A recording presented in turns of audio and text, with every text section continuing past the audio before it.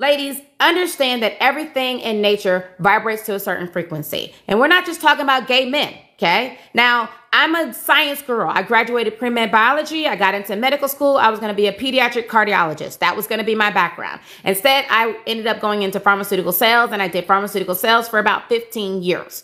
And this is what I found, that men who operate, their behavior triggers their whole biochemistry, and they tend to have lower levels of testosterone. And the lower levels of testosterone increase cortisol. Hear me what I'm saying. This is not just theory. It's not just hocus pocus. It's not just all men are evil. This is biochemistry. When a man is operating in his feminized energy, his testosterone that drives him as a man to do what men do drops. It raises his cortisol. That means he's stressed out, ma'am. That means he's not thinking clearly. That means he is incapable of being the kind of man that can bring you peace. He is incapable of feeding your feminine energy. He is feminized, okay? That means his estrogen is too high.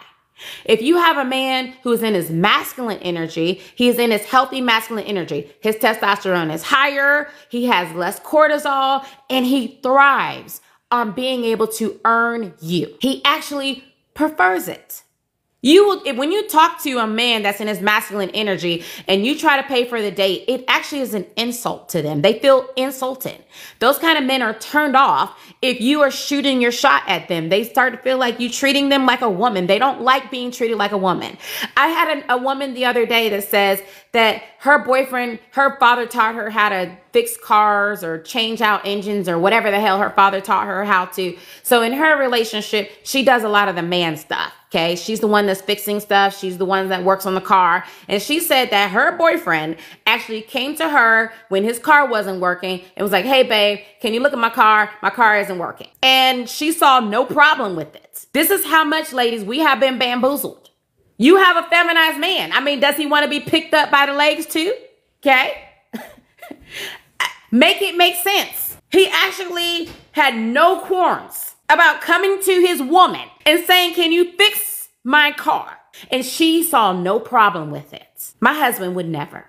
I can't even imagine. I can't imagine not going completely dry the moment he said, can you fix my car? Okay. And she was proud of that. She was proud of that. And I could already tell that there was other issues that was going on in that relationship. Now, if you end up having a feminized man like that, you know what's going to happen? He's going to drain you. Because not only is he going to expect you to fix his car, he's also going to expect for you to drain yourself emotionally. He's not going to try to fix his problems like a man, because as a man, they're not like us, ladies. When a man talks about his problems to you, it actually causes increase in cortisol. It causes him stress. If a man is talking to you about his problems and you don't give him space to fix his problems, it's giving him space and allowing him to fix his problems that decreases cortisol and that increases his masculine energy, his testosterone.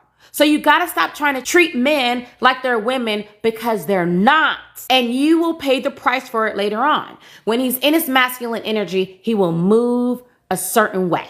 Okay? He will figure it out, and he's going to figure out what it takes in order to earn you. And as he biochemically starts to fall for you, as that testosterone starts to drop, as that serotonin starts to drop, ma'am, he's going to go hard to earn you. And the more he's working to earn you, the more he's working to make you happy, the more he's producing vasopressin, and the more he's producing dopamine. He has to listen to what I'm saying. And I need y'all to write this down.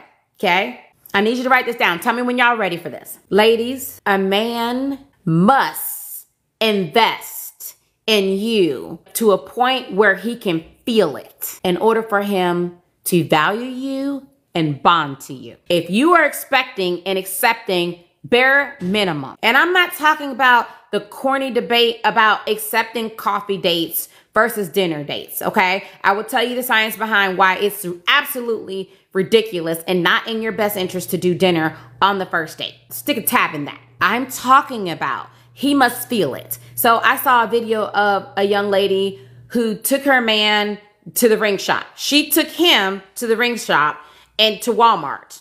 I think it was the Walmart ring shop.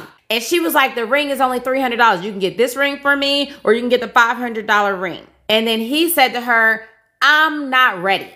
Because evidently he was giving her the lie saying, I can't afford it. Ladies, when a man tells you that he can't afford to get married or he can't afford a ring, he's lying. He's lying. He can't afford the energy required in order to figure out how he can get you the ring that he knows that you deserve. When your price is too low, you will always attract crap. You will always attract crap.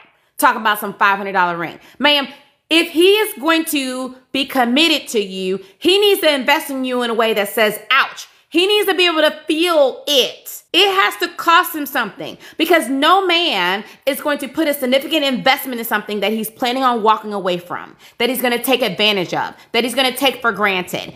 He's not going to do that, ma'am. When he's investing time into you, when he's investing money into you, when he's investing effort into you, he is declaring his intentions for longevity into you, ma'am. A man, when he really wants something. Have you ever seen a man who wants a certain kind of car? Have you ever seen a man like my husband? I don't know why, but speakers are his thing, okay? My husband, he loves speakers, and he got like a bunch of speakers. And when he sees a pair of speakers that he really wants, the speakers will cost a whole bunch of money, whatever, the drum machines, and he will spend whatever money it costs to get that daggone drum machine. Whatever it costs, he gonna figure out. And if you go into his studio and if you try to put a cup on one of his speakers, he will flip. He does not play about you disrespecting his musical equipment. When a man invests in you, he won't play about you. He's going to want to protect that. He's not going to want to lose that. He's going to want to commit to it. He doesn't want anybody else to take it from him. And you are no different. So when he goes through the courting phase, he actually falls in love with you through his actions of earning you. Then, as he's falling for you, ma'am, his testosterone is dropping so low, it causes his cortisol to increase. And as his cortisol is increasing, it's causing him stress. It is the process of falling in love with you, ma'am, that causes him stress. You do not need to intentionally stress a man out. I don't know who in their infinite intelligence on the internet started that rumor. It's a lie. You don't stress a man out to get him to fall in love with you. You simply stand in your feminine power of understanding your value.